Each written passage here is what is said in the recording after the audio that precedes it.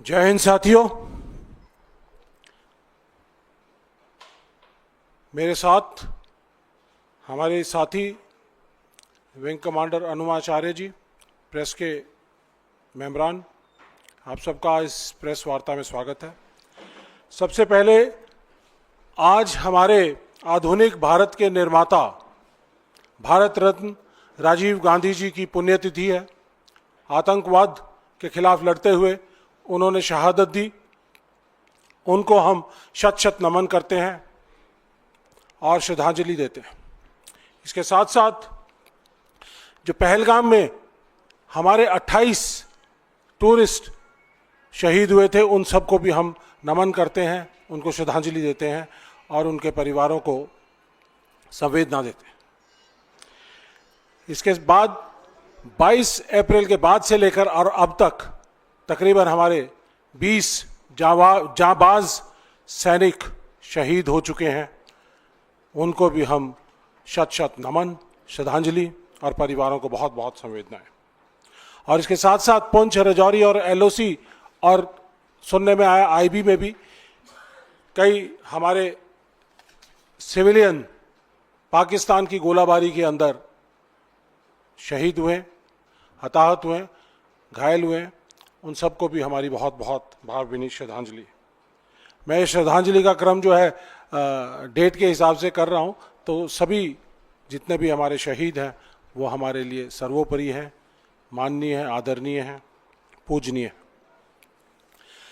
साथियों, पिछले तकरीबन 1 महीने के अंदर जिस तरह से मुश्किल दौर से हमारा देश गुजरा है, 22 अप्रैल के जो पहलगाम का हमला हुआ, उसके बाद जो बिल्डअप हुआ, कांग्रेस पार्टी, पूरी ऑपोजिशन ने एकजुटता दिखाते हुए सरकार के पीछे अपना पूरा का पूरा वजन डाल दिया और सरकार को कहा कि हम आपके साथ हैं। जो भी इन टेररिस्ट और आतंकी हमलों के जो आका हैं, वो कहीं भी बैठे हो, चाहे वो कोई भी हो, चाहे वो पाकिस्तान हो, हर एक आदमी को सबक सिखाना जरूरी है और हम आपके साथ हैं। कांग्रेस वर्किंग कमेटी की 3 बैठकें हुई, उन्होंने एक स्वर में एक ही रेजोल्यूशन किया कि हम लोग आपके साथ हैं, जो भी फैसला करोगे हम आपके साथ हैं। उसके बाद सरकार ने ऑपरेशन सिंदूर लॉन्च किया, हम सब ने उसको बहुत सराहा। मिलिट्री को जो ऑब्जेक्टिव दिए गए, 9 टारगेट्स को ध्वस्त करने के, 6 और 7 की रात को उन्होंने बखूबी उसको अंजाम दिया और कमाल तरीके से जो प्रिसीजन स्ट्राइक किया, मिसाइल से, जहाजों से और जमीनी गोलाबारी से एलओसी के ऊपर जिस तरह से स्ट्राइक किया, और उसके बाद खासकर जो भावलपुर और मुरीद के कैंप्स जो हैं उनको उड़ाने का काम किया, उसके लिए सारे देश ने उनकी सराहना की। लेकिन पाकिस्तान ने उसके साथ जो काउंटर अटैक किया, काउंटर ऑफेंसिव लॉन्च किया, उस काउंटर ऑफेंसिव के बाद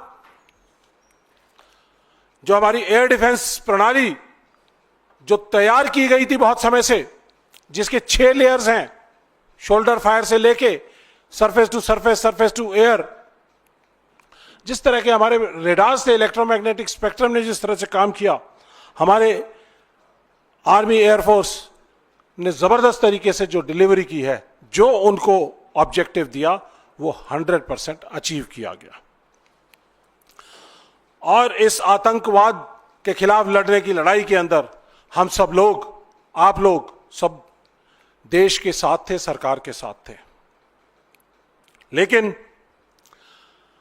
जब हम जीत रहे थे, पाकिस्तान के ड्रोन अटैक, पाकिस्तान की मिसाइल अटैक और पाकिस्तान के तरह तरह के, तमाम तरह के गोला बारूद के जो अटैक हो रहे थे हमारे लाइन ऑफ कंट्रोल, जो कि ऊपर स्कार्दू से लेकर नीचे पुंछ, राजौरी, अखनूर तक आती है, और फिर उसके बाद आईबी पठानकोट से चालू, कठुआ, सांबा, पठानकोट, अमृतसर, गंगानगर, बीकानेर, जैसलमेर और नीचे भुज, नलिया, वहां तक हमारी पूरी की पूरी आईबी और एलओसी पूरी तरह से एक्टिवेटेड थी। फौज तैयार थी और फौज ने उनके सारे के सारे जितने भी हमले थे उनको नाकाम कर दिया। हमने उसको देखा और आप में से कई टीवी चैनल तो ऐसे हैं जिन्होंने मेरे ख्याल से 9 और 10 की रात को शायद किसी ने इस्लामाबाद पे कब्जा कर लिया था, किसी ने लाहौर पे कब्जा कर लिया था और किसी ने शायद कराची के ऊपर भी कब्जा कर लिया था। तो ये माहौल था पूरे देश का। सुबह 10 बजे जो प्रेस कॉन्फ्रेंस हुई मिनिस्ट्री ऑफ फाइनेंस की, मिनिस्ट्री ऑफ डिफेंस की, जो हमारी लेडी ऑफिसर्स हैं, और साथ साथ जो फॉरेन सेक्रेटरी हैं मिस्री साहब, इनकी जो बॉडी लैंग्वेज थी वो ऐसी थी कि जैसे आज हम बहुत कुछ डिलीवर करने वाले हैं। चौथा दिन था लड़ाई का, लेकिन अचानक शाम होते होते हम सबके चेहरे धूमिल पड़ते चले गए और अचानक सीज फायर का अनाउंस हुआ। और इस सीज फायर जिन हालातों में अनाउंस हुआ है, और सीज फायर अनाउंस होने से पहले आधा घंटा पहले यूएस प्रेसिडेंट ट्रंप कहते हैं कि हमने सीज फायर जो है दोनों देशों में करवा दिया है। और जो तरीका उसके लिए अपनाया गया कि भारत की नहीं 10,000 किलोमीटर दूर अमेरिका की धरती से ये सीज फायर अनाउंस हुआ, ये हमारे लिए शर्म की बात थी।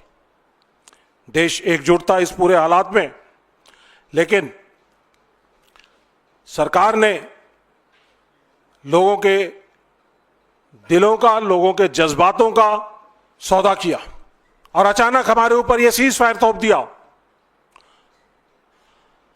हम इस पूरे प्रकरण में 22 अप्रैल से लेके और 10 तारीख को सीज फायर होने तक हम लोग जो फौजों ने कार्रवाई की है उसको सैल्यूट करते हैं, उनकी वीरता को, शौर्य को, पराक्रम को नमन करते हैं, सलाम करते हैं। और ये फौज, भारतीय फौज वर्ल्ड की नंबर 1 फौज थी। ये उन्होंने एक बहुत ही बेहतरीन जिस तरह से उदाहरण दिया इन ऑपरेशंस के अंदर, उसके लिए हम उनको सैल्यूट करते हैं।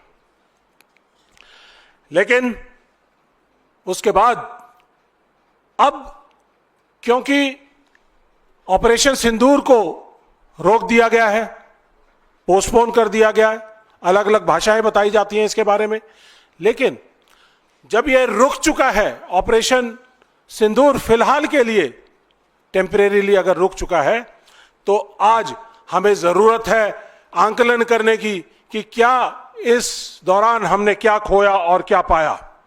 और इसके लिए सवाल सरकार को देने पड़ेंगे। सरकार को ये सवाल देने पड़ेंगे, अकाउंटेबिलिटी फिक्स करनी पड़ेगी, जिम्मेदारियां लेनी पड़ेंगी कि इस हमले के जिम्मेदार कौन। तो साथियों, इस सारी चीज को देखते हुए हम लोगों ने, कांग्रेस पार्टी ने फैसला किया कि हम लोगों के बीच में जाएंगे। और पहले कार्यक्रम 20 से 30 का दिया गया था, लेकिन थोड़ा 24 तारीख से लेके और 31 तारीख तक प्रोग्राम्स तय हुए हैं। जय हिंद सभा, हम सब लोगों के बीच में, भारतवासियों के बीच में जाएंगे।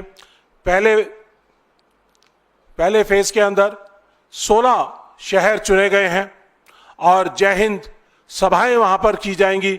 ये सभाएं हमारे सैनिकों को नमन करने के लिए, हमारे जो सर्विंग सैनिक हैं, सोल्जर्स हैं, उन्होंने जो काम किया है उनकी वीरता को सलाम करने के लिए, नमन करने के लिए, और जो हमारे पूर्व सैनिक जिन्होंने आज तक काम किया है 1962 की, 65 की, 71 की, कारगिल की, IPKF में, और आज तक जो काम कर रहे हैं, उसके लिए सब लोग सलाम करते हैं। और उनको फोकस में रखते हुए हम लोग उनको ऑनर करना चाहते हैं, उनको ऑनर करेंगे इन सभाओं के अंदर। और साथ साथ एक जिम्मेदार विपक्ष होने के नाते हमारी भी जिम्मेदारी है कि सरकार ट्रांसपेरेंटली सब लोगों के बीच में आए और बताए कि ये कैसे 22 अप्रैल का पहलगाम का हमला हुआ और कैसे ऑपरेशन सिंदूर लॉन्च किया गया और क्या हमने इसके अंदर खोया, क्या पाया, और किस तरह से हमारा सीज फायर थर्ड पार्टी से हुआ। और इसके साथ साथ जो एक्सटर्नल अफेयर मिनिस्टर हैं, जिन्होंने जिस तरह से उनकी बयान आया, मैं अब एक एक करके हर चीज के ऊपर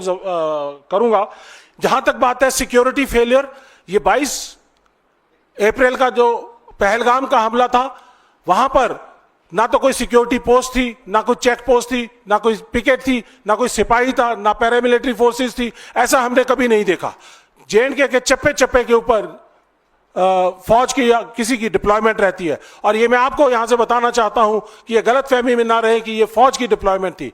ये जो जितने भी शहर हैं, श्रीनगर, पहलगाम, पुलवामा, अनंतनाग, अनवंतीपुर, ये सारे के सारे मिनिस्ट्री ऑफ होम की सिक्योरिटी के अंदर है। जो सिक्योरिटी है, पुलिस, पैरामिलिट्री, सब कुछ एमएचए के अंडर है। तो ये पूरी की पूरी जिम्मेदारी एमएचए की थी, फौज की नहीं थी।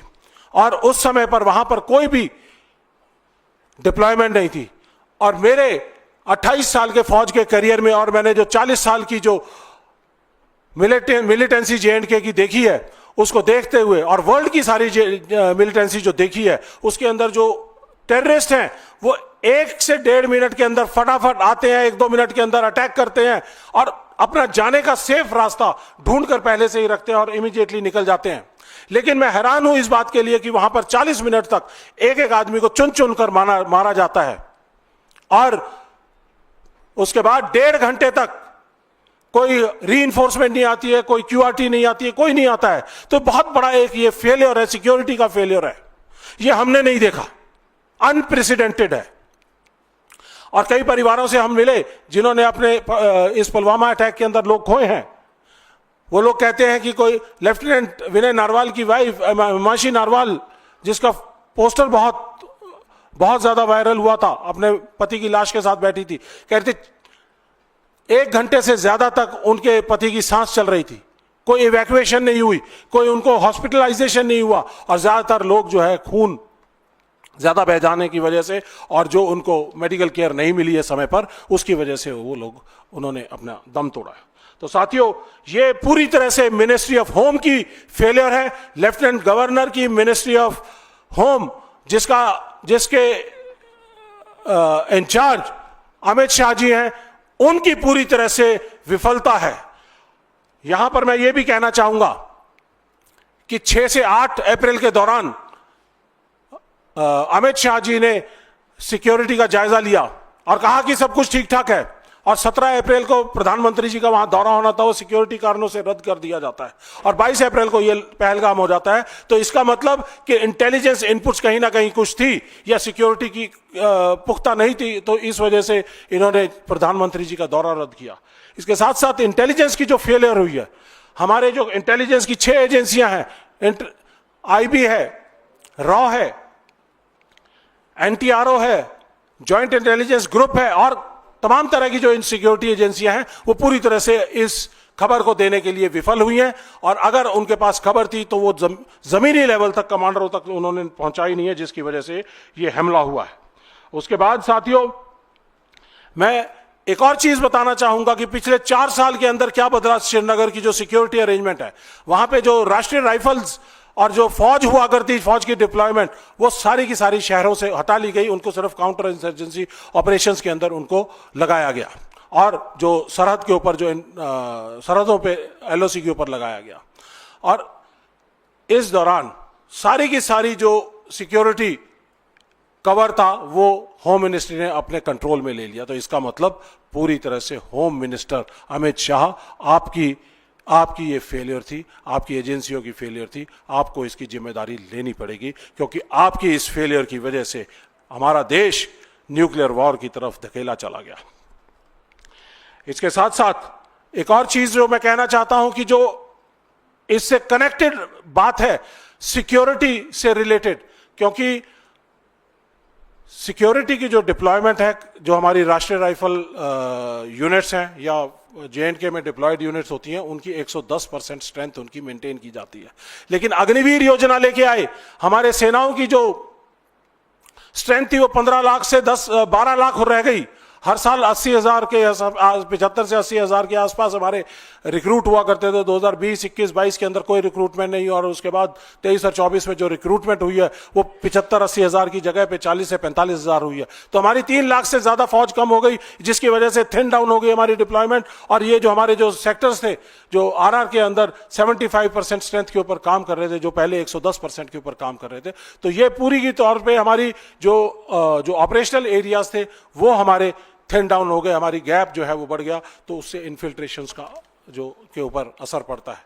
तो ये बहुत सारी चीजें हैं जो पहले इन्फिल्ट्रेशन होकर वो पीर पंजाल रेंज से आया करते थे, और आकर वो वेस्ट कश्मीर के अंदर से कश्मीर के अंदर आते थे। अब वो पुंछ, राजौरी, कठुआ, सांबा, वहां से होके डोडा, किश्तवाड़ से होके ईस्टर्न सेक्टर से वो अनंतनाग और यहां पे आते हैं। और ये जो पैटर्न था, यही पैटर्न फॉलो किया गया इस पहलगाम के आतंकियों का, जो आज तक फरार हैं, जिनका कोई अता पता नहीं है। तो साथियों, इसके बाद ऑपरेशन सिंदूर लॉन्च किया गया। Excellent delivery by military forces, counter delivery by, जो हमारे पास काउंटर अटैक हुए उनकी 100% डिलीवरी बाय मिलिट्री फोर्सेस। किसी भी लड़ाई के दो उद्देश्य होते हैं, मिलिट्री ऑब्जेक्टिव और political objective. Military objective 100% achieve किया, जितना उनको लिमिटेड टारगेट दिया गया, लिमिटेड ऑफेंसिव का टारगेट दिया गया, पूरा किया। उसके बाद पॉलिटिकल ऑब्जेक्टिव के अंदर हमारे प्रधानमंत्री जी कहीं ना कहीं फेल हो गए। वो कहते थे, बहुत समय से कह रहे थे कि हम पता नहीं क्या कर देंगे। हमारे 1971 वॉर के अंदर हमारी इंदिरा गांधी जी, हमारी आयरन लेडी, और हमारी प्रधानमंत्री और सैम मानेकशॉ जी फील्ड मार्शल, उनके नेतृत्व में जिस तरह से हमने पाकिस्तान के 1971 में 2 टुकड़े किए थे, आज हमारा देश इस स्थिति में था, हमारी फौजें इस तरह से डिप्लॉयड थी, हमारे फौजें इस तरह से एडवांटेजियस पोजीशन के ऊपर थी कि आज हम पाकिस्तान के कई टुकड़े करने की ताकत रखते थे। लेकिन हमारा पॉलिटिकल नैरेटिव पूरी तरह से विफल हो गया, फेल हो गया। इसलिए हम मोदी सरकार को कटघरे पर खड़ा करना चाहते हैं, उनसे पूछना चाहते हैं कि आपने ऐसा कार्य क्यों किया। आपने पूरी तरह से अपनी नेवी को डिप्लॉय करना चाहिए था, उनका यूटिलाइजेशन करना चाहिए था, तो किया होता तो आज पाकिस्तान के दिन, हमें ये दिन देखने नहीं पड़ते कि ये सीज फायर जिस तरह से हमारे ऊपर थोपा गया। तो साथियों, अब जब हम एडवांटेजियस पोजीशन में थे 10 तारीख को, तो अचानक सीज फायर आ जाता है। हम पूछना चाहते हैं कि ये सीज फायर जब हम जीत रहे थे तो क्यों सीज फायर किया गया। हम ये भी पूछना चाहते हैं कि ये तीसरी धरती से, थर्ड पार्टी के यूएसए की धरती से हमारा जो सीज फायर करवाया गया, इसके हम पक्ष में नहीं, हम इसको कतई मंजूर नहीं करते हैं। और इसको किस तरह से इन्होंने इसके बीच में डाला। यूएस प्रेसिडेंट ट्रंप कहते हैं कि मैंने सीज फायर करा दिया। मैंने उनको बोला, दोनों कंट्रीज को बिठाकर, कि आप बहुत स्ट्रांग कंट्रीज हैं, आप बराबर के देश हैं, कश्मीर के ऊपर आप कितने ही सालों तक लड़ते रहे, हजारों सालों तक लड़ते रहेंगे, लेकिन फिर भी मैं अगर समझौता करा सकूं तो मैं करवा दूं। ऐसी बातें अगर वो कहते हैं और मोदी जी उसको नकारते नहीं है, तो इसका मतलब कहीं ना कहीं पे साइलेंट हां है उनकी। अगर हिम्मत है, इंदिरा गांधी जी जितनी हिम्मत दिखाना चाहते हो, जो रिचर्ड निक्सन को कहकर आ गई थी, रिचर्ड निक्सन ने कहा था कि आप अगर पाकिस्तान पर अटैक करेंगे तो हम आपको नहीं छोड़ेंगे।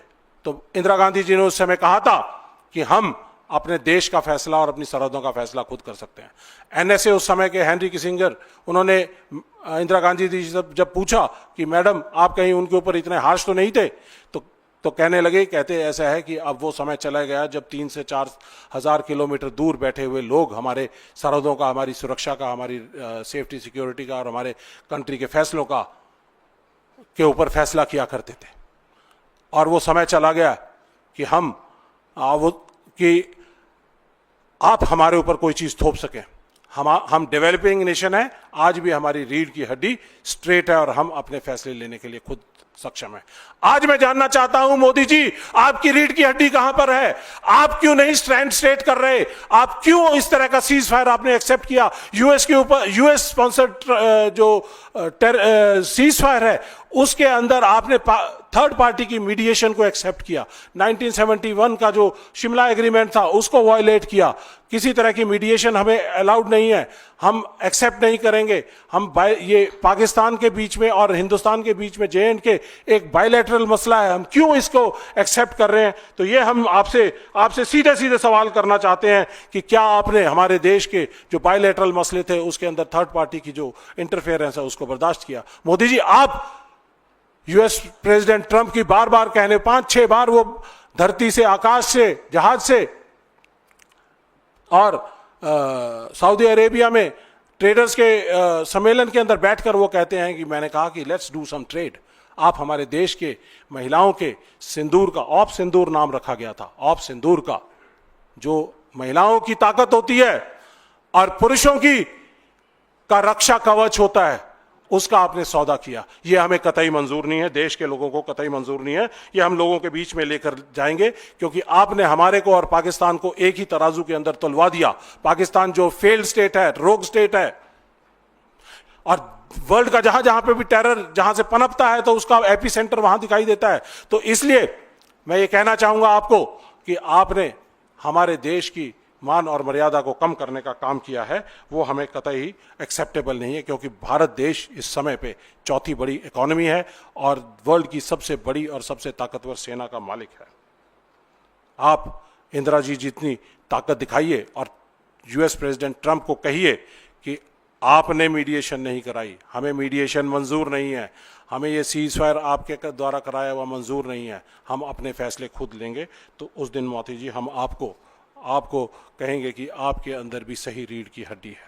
इसके बाद एक्सटर्नल अफेयर मिनिस्टर हमारे देश के, वो कहते हैं कि at the start of operations we informed our counterparts, कि हमने अपने काउंटर पार्ट्स को इन्फॉर्म किया कि हम मिलिट्री टारगेट्स को हिट कर रहे हैं, टेररिस्ट टारगेट्स को हिट कर रहे हैं, मिलिट्री एस्टेब्लिशमेंट या किसी को भी हिट नहीं करेंगे, तो आप दूर रह सकते हैं। लेकिन उन्होंने ऐसा नहीं, हमारी एडवाइस नहीं मानी।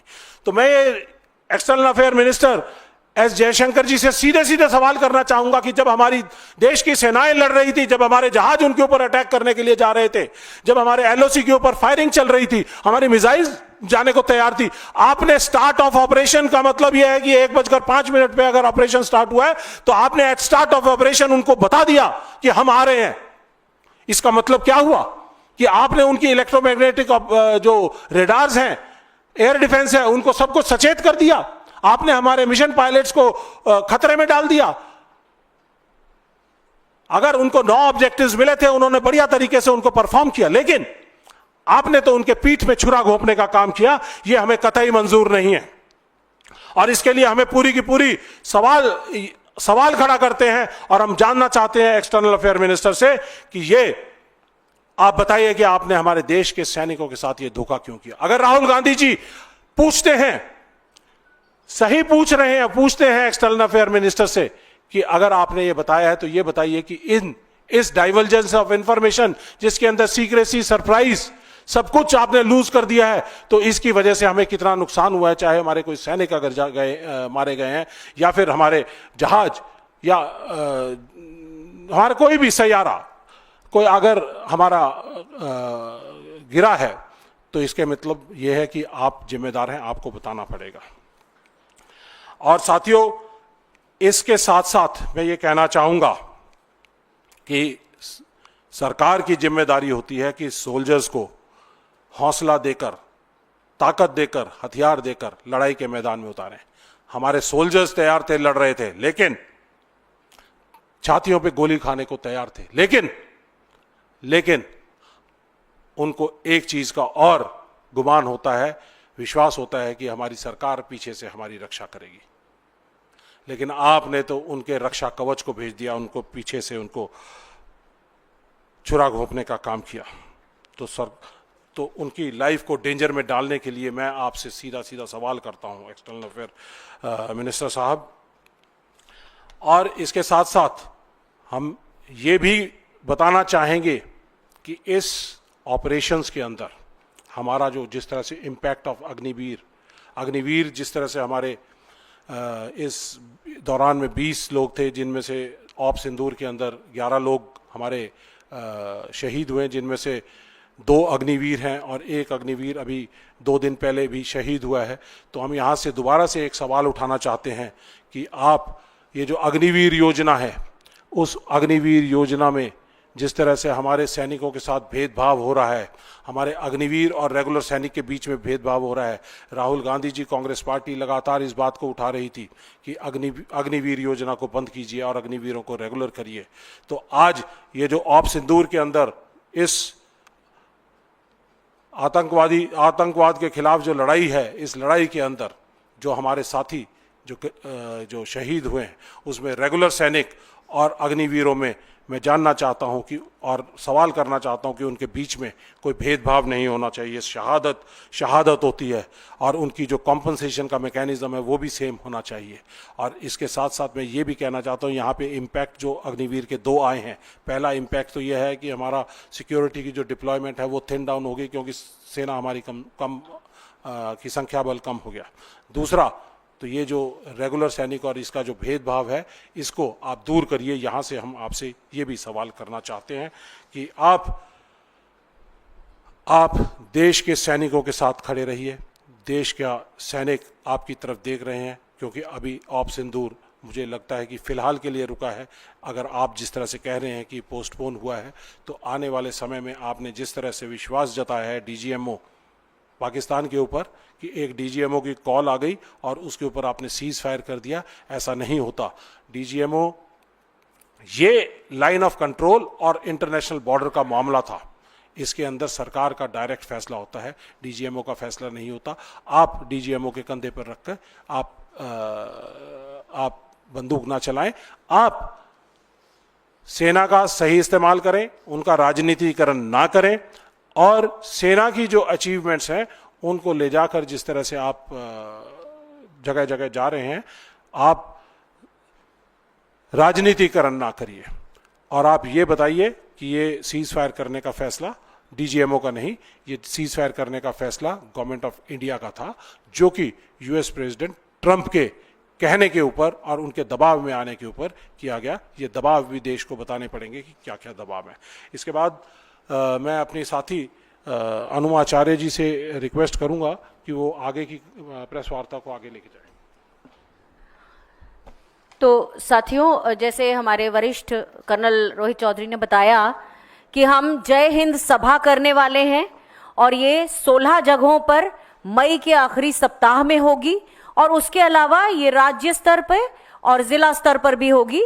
ये असल में हम संवाद स्थापित कर रहे हैं और वो 11 सवाल हम पूछ रहे हैं, जो कि जिसके बारे में कर्नल रोहित चौधरी ने बताया।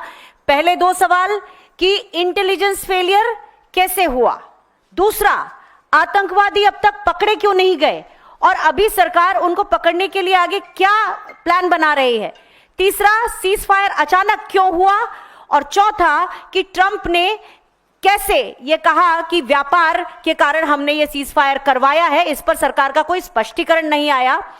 पांचवा ये कि जो विदेश मंत्री हैं एस जयशंकर, उन्होंने कैसे पहले से ही प्लान बताकर जो आर्म फोर्सेस की टाइम, स्पेस और क्वांटम की एक स्ट्रेटजी होती है, उसको कैसे वो तितर बितर हुई।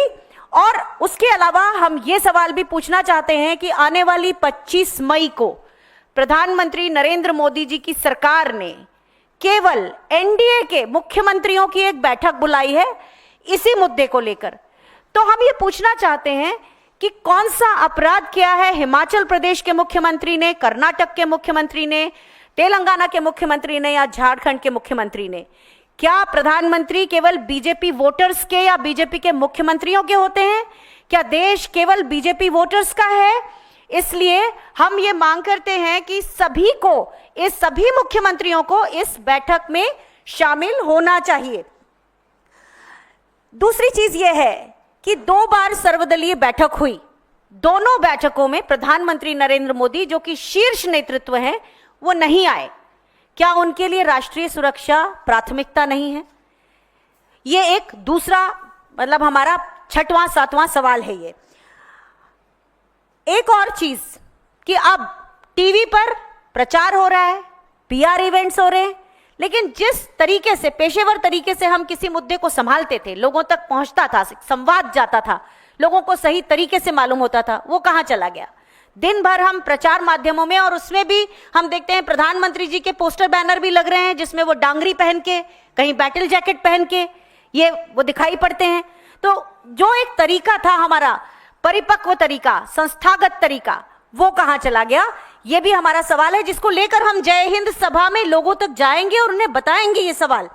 उसके अलावा एक जो महत्वपूर्ण मुद्दा जिसे हेडलाइन बदलने के भी काम लाया गया, लेकिन महिला अधिकारियों के साथ जिस तरह की टिप्पणी भारतीय जनता पार्टी के नेताओं ने की, और खास तौर पे हमारी कर्नल सोफिया कुरैशी जैसी वरिष्ठ अधिकारी के ऊपर जो टिप्पणी की गई, उस अपमान का क्या बीजेपी पर कोई फर्क नहीं पड़ रहा है?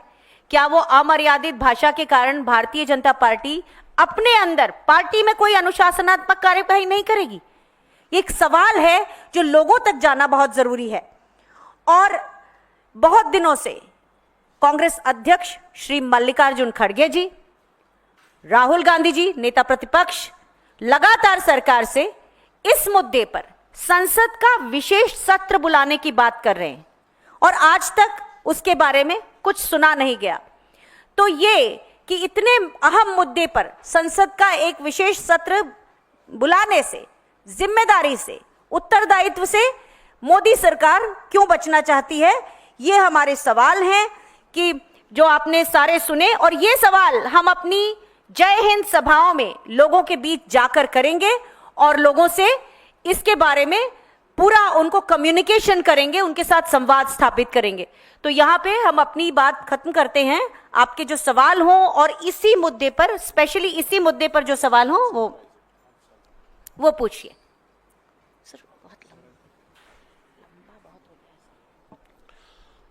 तो साथियों, अभी इसको एक बार समराइज कर देते हैं सारी चीज़ को, कि अकाउंटेबिलिटी फिक्स करनी पड़ेगी। ये हमारे सेनाओं की 100% सक्सेस थी, गवर्नमेंट की पॉलिटिकल फेलियर था।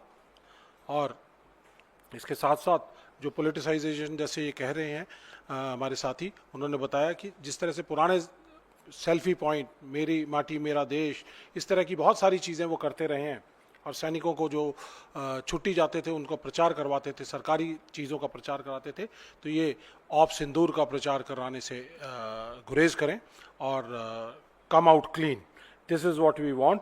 और अब इस मुद्दे के ऊपर हम इस पहलगाम को इतिहास के पन्नों में गुम नहीं होने देंगे।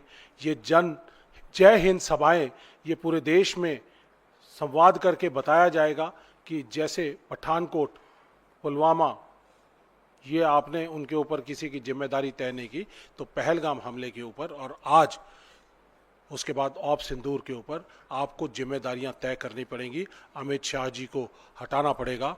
आपको जो भी इस पूरे प्रकरण में जो एजेंसीज हैं, चाहे वो इंटेलिजेंस और सिक्योरिटी एजेंसीज हैं, उनके खिलाफ आपको कार्रवाई करनी पड़ेगी। और जय हिंद सभा के जो प्रोग्राम्स हैं वो मैं थोड़ा सा आपको एक बार बता देता हूं कि हमने अभी पहले फेज़ के अंदर 16 जगहों के ऊपर हमने जय हिंद सभा जो है ऑर्गेनाइज करने का फैसला किया है। चंडीगढ़ में 25 मई को होगी।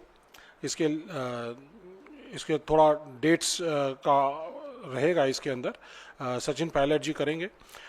उसके बाद कोचीन के अंदर 26 मई को विंग कमांडर अनुमाचार्य जी जाएंगी। बाड़मेर के अंदर श्री रणदीप सुरजेवाला जी 26 तारीख को जाएंगे। पटना मुजफ्फरपुर में 27 मई को श्री गौरव गोगोई जी जाएंगे। कोलकाता 27 मई को श्री सप्तगिरी उलाका जी जाएंगे। बेंगलुरु 28 मई को मुकुल वासनिक जी जाएंगे। भुवनेश्वर में श्री दीपेंद्र हुड्डा जी 29 मई को जाएंगे। और गोवा के अंदर 30 तारीख को मैं जाऊंगा। और शिमला 30 तारीख को श्री अजय माकन जी जाएंगे। कोल्हापुर 30 मई को पवन खेड़ा जी जाएंगे। पठानकोट 30 मई को श्री कन्हैया कुमार जी जाएंगे। जबलपुर में 31 मई को भूपेश बघेल जी जाएंगे। हल्द्वानी में 31 मई को प्रोग्राम होगा, हरीश रावत जी जाएंगे। दिल्ली में 31 तारीख को प्रोग्राम होगा और अशोक गहलोत जी जाएंगे। गुवाहाटी, इसके अलावा गुवाहाटी और हैदराबाद हैं, उसकी डेट्स और जो हमारे एआईसीसी से लीडर्स हैं वो जाएंगे। उनका आपको जैसे ही जानकारी होगी वो देंगे हम आपको। इसके साथ साथ ex serviceman department Congress party का, वो भी अपने एक नुमाइंदे को हर जगह पे, इन एडिशन टू दिस, एक नुमाइंदे को भी भेजने का काम करेंगे। और जितने भी हमारे एक्स सर्विसमैन विभाग के और जो एक्स सर्विसमैन ऑर्गेनाइजेशंस हैं, उन सब का हम सहयोग लेकर इन सब में जय हिंद सभा करेंगे और लोगों के बीच में अपनी बात ले जाएंगे ताकि उनको इस पूरे प्रकरण के बारे में पूरी जानकारी हो। इसके संदर्भ में कोई सवाल हो किसी के तो पूछ सकते हैं। दिल्ली में होगा, दिल्ली में जगह हम 31 तारीख को है, जगह चुनकर हम बता देंगे आपको। तो ये 31 तारीख को है, श्री अशोक गहलोत जी होंगे।